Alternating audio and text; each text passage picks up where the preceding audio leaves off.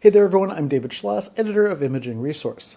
Thanks to a recent trip to Australia, I got to spend a lot of time with this, the Tamron 16-30mm f2.8 Di3 VXD G2, shooting thousands of images across a 2-week span. So this is going to be a pretty short video because there are a lot of positives about this lens, and really there's not a lot of negatives. So I photographed everywhere, from salt flats to the top of a mountain at sunset, to the really beautiful sandstone monolith of Uluru. I like this lens so much that even though I brought my 24-70mm GM lens with me, I never took that out of my bag. Since there is so little distortion at 30mm, and since I was shooting on the A7R5, I could crop in when I needed to. Tamron has done a really great job of making alternatives to the more expensive manufacturer lenses, and their lenses tend to work as well as those more expensive pieces of glass, and each new generation of Tamron lenses keeps getting better and better. So let's go over that word salad that's part of the name of the lens. Di3 means that it's designed for a mirrorless camera from the ground up. It's not an SLR lens that's been ported over to mirrorless. The 3 means that it's designed for the smaller system, so it's a more compact lens with communication to the camera for faster autofocus.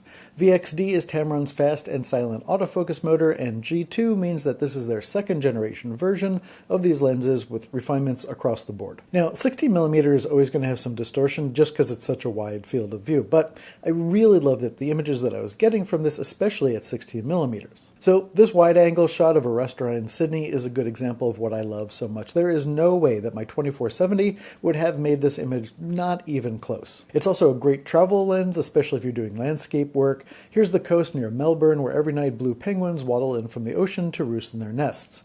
The ocean crashes against the waves, and it's just a beautiful place to be. Towards sunset, we also went out to take a picture of this, which people call Fuluru, because this mountain is Mount Connor. It's not Uluru, but people, especially in planes, always think that it is. We also headed out to the protected area around Uluru with an indigenous guide, and we got to see where the road used to lead right into the resort. That isn't there anymore. The resort has moved. And we got to see these abandoned cars. And so what happens is when a car dies out there, it's not really worth dragging it back out. So people flip the car over so that the engine and the catalytic converter are facing up. They strip the car, they sell it for parts, and this is what's left over when everyone's done scavenging it. I don't know if you're really familiar with shooting in the light around noon in the desert, but it is generally harsh. But even with the traditionally harsh lighting, I'm really liking the way that the highlights and the shadows look in these images. I really also liked it for architectural work. Here is one of the big retail stores in Sydney. I think it's beautiful in there. I think the lens did a great job. I also used the lens for a bunch of street photography. We ran into a protest while we were there, and I photographed the protest a bit.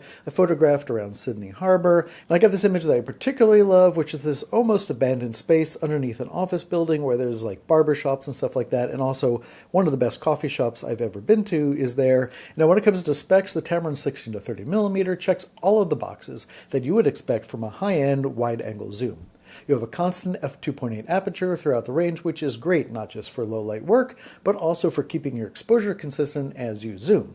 That's especially important if you're shooting video, where a variable aperture lens can really ruin a take by making a scene darker and changing the background focus as you zoom in. The focal range from 16 to 30mm covers just about everything from ultra-wide landscapes and architecture work to a more natural wide-angle look at 30mm. Autofocus in this lens is handled by Tamron's VXD linear motor, which is fast, silent, and accurate. When you stop fully down, there are plenty of sun stars. Again, if you're into that. I'm not usually, but I think in this photo of my sun, the sun star really does a nice job of framing the scene. Now, when you're shooting directly into the sun, there is some lens flare, which you can see here in the bottom portion of this image. The lens flare does not happen all of the time with this lens, but when it does, it's pretty noticeable, like here.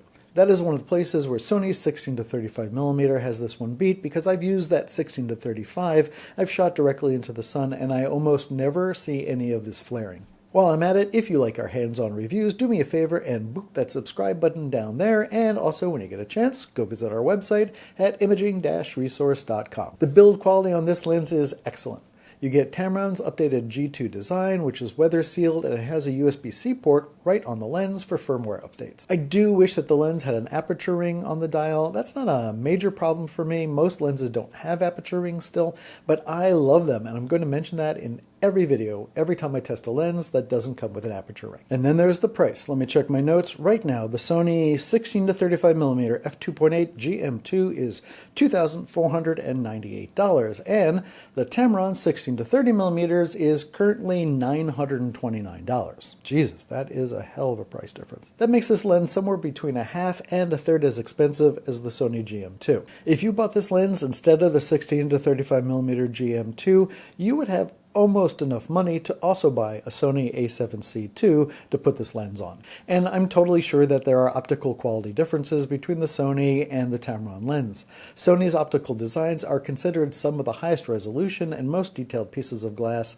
just in this entire era. In a super wide-angle lens like this, some distortion is expected, but I never saw anything from this lens that jumped out at me as being bad image quality. The fact that this Tamron can be this sharp, this well built, and this fast at that price point makes it one of the easiest recommendations I've made in a long time. So if you're looking for a great travel wide-angle zoom lens, this is it. Constant aperture, fast focusing, excellent image quality, it's got it all. And if you can, take a moment and let me know in the comments if you're shooting wide-angle lenses, and if you shoot wide-angle, what lenses are you shooting and what focal length do you normally shoot? I'd be really interested to hear what other people are shooting with. And if you're interested in this lens, let me know that as well, because I'd like to see how many people have this on their shopping list. If you really want to help out the channel, there will be links to buy this lens in the description below. We get an affiliate commission off of that, which is really, really helpful. Again, I'm editor David Schloss, and until next time, go out and give it your best shot.